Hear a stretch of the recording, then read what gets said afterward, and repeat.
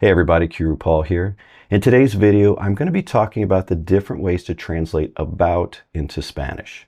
You know, you'll always see the big three there, de, sobre, and acerca de.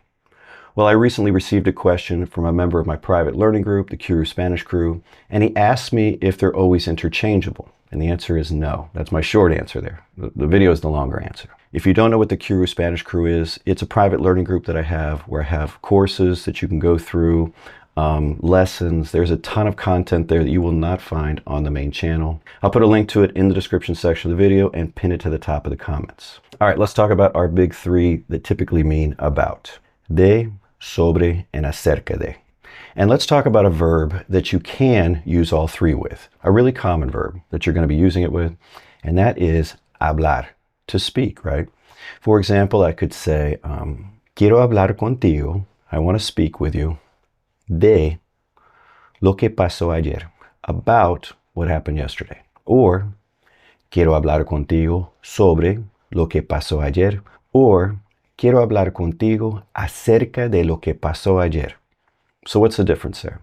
Well, de is probably the most common one with hablar, but sobre and de, you know, you'll hear them both flipping back and forth there. I think with equal, I don't know, frequency there, I would say. Maybe de a little more. And acerca de, a little bit more formal. For example, you'll see that in writings, you know, you're writing a paper, you'll see acerca de more, a little fancier, but you can work it into your Spanish. So with that particular verb, there's no difference, right? Now, what about, here's another verb that we commonly say about with, you know, in English, and that is to complain. And in Spanish, that verb is quejarse, quejarse. And let's say you learn it that way. Quejarse means to complain. And you say, I want to complain. Quiero quejarme. You've got it. I want to complain about the music. Well, now we have three abouts, right? We have de, sobre, acerca de. Can we plug any of them in? What do you think? No, you can't. Generally, when I pitch it that way, you should be thinking, I wonder why, probably not, right? Probably not. No, you can't. The only one we can use with quejarse that's going to sound natural is de, okay? Quejarse de. Quiero quejarme de la música. That's it. Not sobre, not acerca de. But how do you know that? Well, you'll know that if you followed my advice that anytime you learn a verb, you learn the corresponding preposition with it, especially if it's something you wouldn't necessarily expect to translate literally from English. So when I teach somebody how to say to complain in Spanish, I actually teach them how to say to complain about. Quejarse de, and to put that right on their word list. That way they'll always know to use de. Now at this point of the video you might be thinking, okay Paul, de is probably the pretty safe one, you know, to use all the time for about, and I won't play with these other ones, you know, it's just less thought involved. De does come up a lot as we mentioned, but it's not always the perfect choice.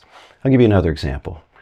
Let's say I want to say, I received a letter about Juan.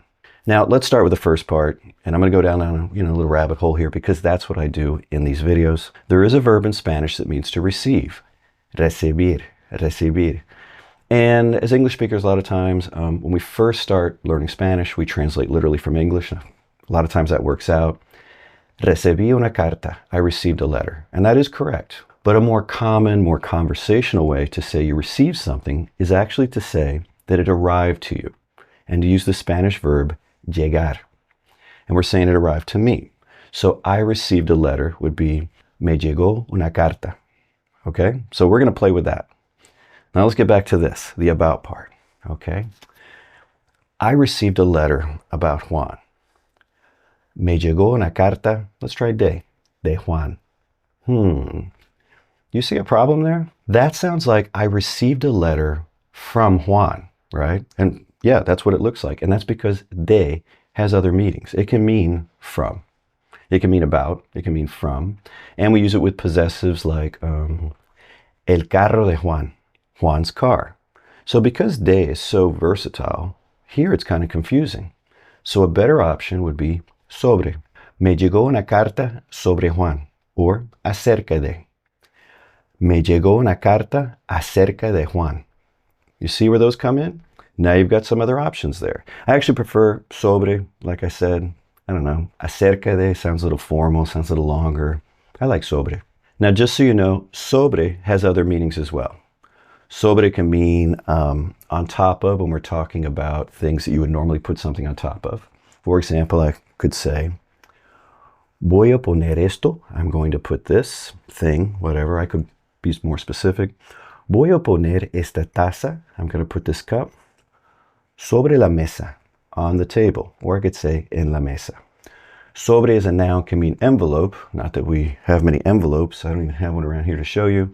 Some of the younger people watching might be like, what's an envelope?